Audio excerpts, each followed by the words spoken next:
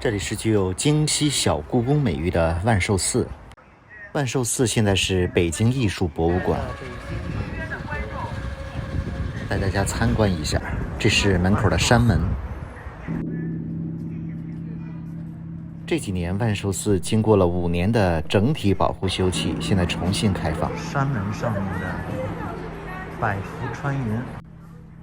这个博物馆里收藏了各类古代艺术品10多万件。自从今年恢复开放以来，这里非常的火爆，参观需要预约。进入山门，这个院落里有2棵大树，这是槐树。这个槐树的树龄有400年。槐树的发音有思怀故土故人之意。寺里还有很多的秋树和柏树，寓意千秋百代。万寿寺里面有6、7重院落。这是第一个院落天王殿，鼓楼里面东西两边是钟楼和鼓楼。这个鼓楼里面有一个关于万寿寺的音像介绍，非常值得听一听，尤其是这几年重新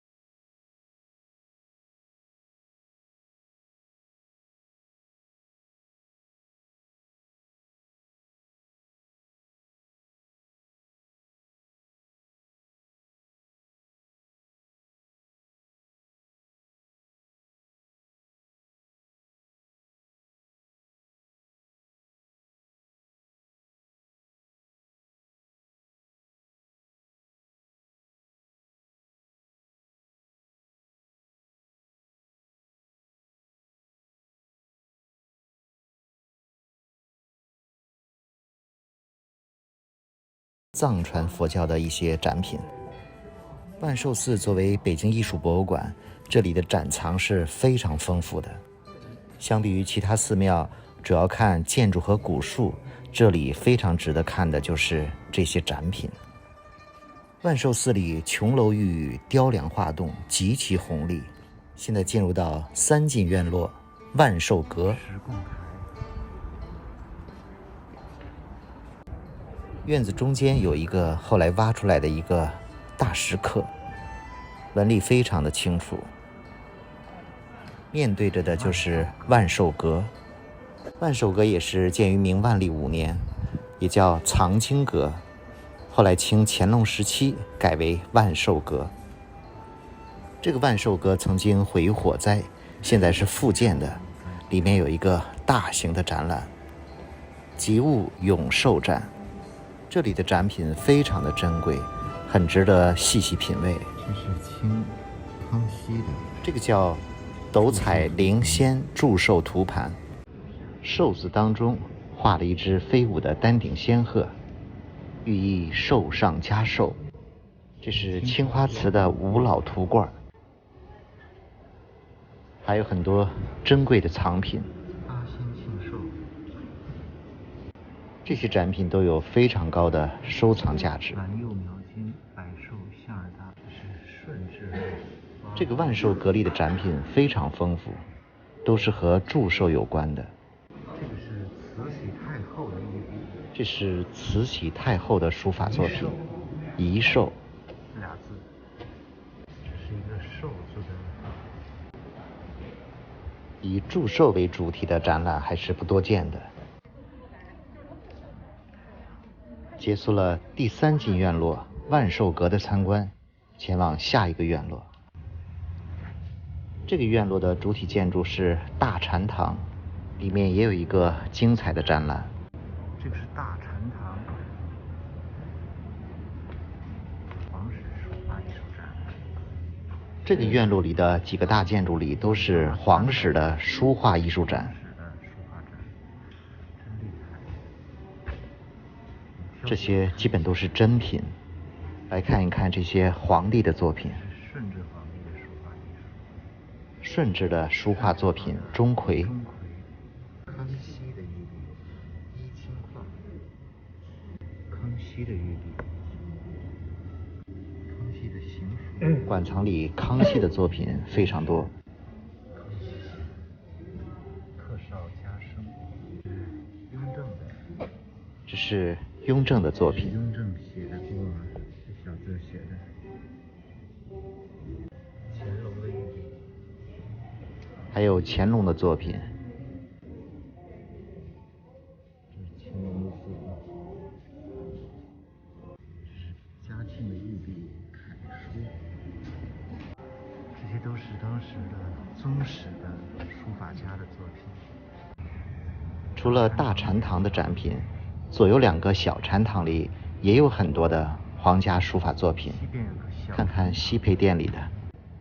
道光到宣统时期的皇室的一些书画家的作品。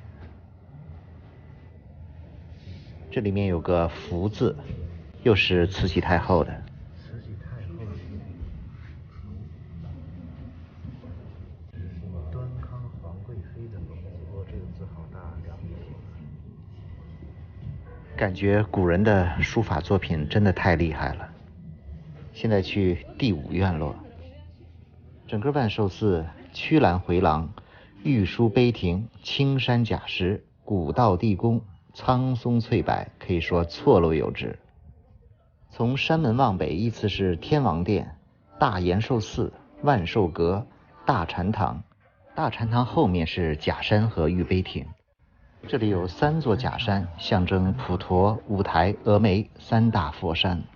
假山上有观音、文殊、普贤3大殿，山间以沟壑相隔，上面有小桥相通。整个院落像一个小园林，很有皇家御花园的感觉。这些假山也在明清经过了几次修整，现在看到的样子基本都是清朝留下来的。假山后面豁然开朗，这里有玉碑亭，还有2棵古树。这个是银杏树。这2棵银杏树至少300-400年了。这个万寿寺在清朝是经过了多次重修，包括在清朝顺治2年、康熙25年、乾隆16年、乾隆26年和光绪20年都重新进行了修葺。乾隆曾经3次在寺中为母亲祝寿，而慈禧坐船往来颐和园时，也经常在这里下船停留，烧香拜佛，吃点小吃，所以这里有小宁寿宫之称。现在很多人把这里叫京西小故宫，确实很有皇家风范。这个就是玉碑亭。玉碑亭前有2棵古银杏树，是在康熙25年这里改造假山时栽种的，距今也有380年了吧。还没怎么黄呢就掉。这棵树干已经损害了，有人工修补的痕迹，你看得出来吗？看得到吧。这维修的水平还是非常高超的。2棵银杏树中间就是御碑亭，真的感觉像是小故宫。这是万寿寺里的银杏树，380米。这棵银杏树，同样一个位置，这棵银杏树还没有掉叶子。2棵银杏树，一雌一雄，你分得出来吗？这棵可以说枝繁叶茂。来到御碑亭看一看，这个御碑亭也是清乾隆26年建的。亭内立有一个乾隆御制的石碑，高将近4米。碑文内容是重修万寿寺碑记，记述了乾隆皇帝为母亲庆祝70大寿盛典而扩建万寿寺的过程。御碑亭这个院落里环境非常美。御碑亭后面这个是无量寿佛殿。无量寿佛殿以前供奉的是一尊无量寿佛，现在没了。现在里面摆放的是明代天启年间所筑的一个铜佛塔，塔身上有各种佛、菩萨等400余尊雕像。无量寿佛殿后面正在维修，没有开放。左右院墙是西洋门的风格。除了中路建筑，左右还有很多的建筑。现在看到的是东侧的方丈院，以前是僧人的生活区。进去看一眼。家具展，这个院落里现在展出的也是明清家具，很多都是馆藏的珍品。这都是文物，真高哎！是一个落地镜，是一个紫檀的吉祥图案的挂屏，看上面的图案，这都有400多年了吧。整个万寿寺建筑恢宏，气势宏大，尤其是里面的珍贵文物，很多都是首秀。作为全国重点的文物保护单位，曾经的皇家行宫，现在的京西小蜈蚣，还是非常值得来参观一下的。